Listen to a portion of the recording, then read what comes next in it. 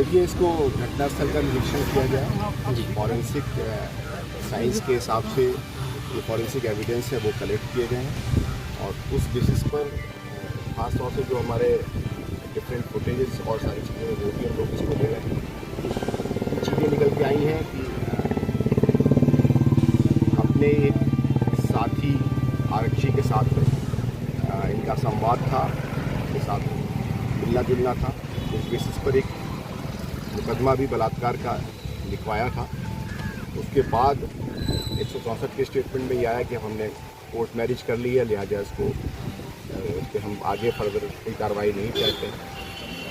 उस बेसिस पर जो हमारे पास इम्पोर्टेंट कुछ और एविडेंस है, पुलिस इस पर काम कर रही है और प्रथम दृष्टया ये किसी खास मोटिव से किया जाने वाला मर्डर प्रतीत हो रहा है।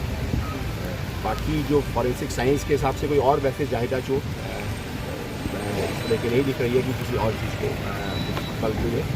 इतना तय है कि जो अभी तक की एविडेंस मिली है, उनके एक परिचित आरक्षी इसके साथ आपस में संवाद था, बातचीत थी। फिर उसके पश्चात एक रेप का मुकदमा लिखा गया और उसके पश्चात उस रेप के मुकदमे के क्रम में 164 के स्टेटमेंट में उसको उन्होंने क्लीन चिट ये कह करके दी कि हमारे आपस में संबंध हो गया है। अब हम लोगों ने कोर्ट मैरिज भी कर ली। क्या उनको गिरफ्तार किया? ठीक है, हमारी टीम लगी हुई है और टीम जहाँ उसको हिरासत में लेने के लिए भेजा गया है।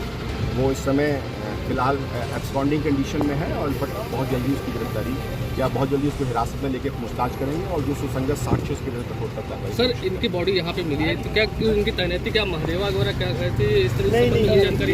ये एक विशिष्ट ड्यूटी जैसी पूरी जनपद में चलती है, उसमें इनकी लगी हुई थी और इस बेसिस पर हम लोग डिटेल इन्वेस्टिगेशन कर रहे हैं। मैंने आपको पूरी सर्कमस्टांसेस सारी चीज़ें बताई हैं। तो इस तरह की सिनारियो प्रथम दृष्टया कोई रेप की बात या कोई ऐसी बात नहीं समझ में आ रही है। हाँ, कोई एक मोटिवेटेड ये क्राइम है जिसको देखने से लग रहा है और कुछ ऐसे साक्ष्य मिल रहे हैं जिस पर प्रथम दृष्टया ऐसी बातें समझ में आ रही हैं। हम लोग इन फर्दर इन्वेस्टिगेशन करेंगे और सभी साक्ष्यों को समेकित रूप से प्रस्तुत करके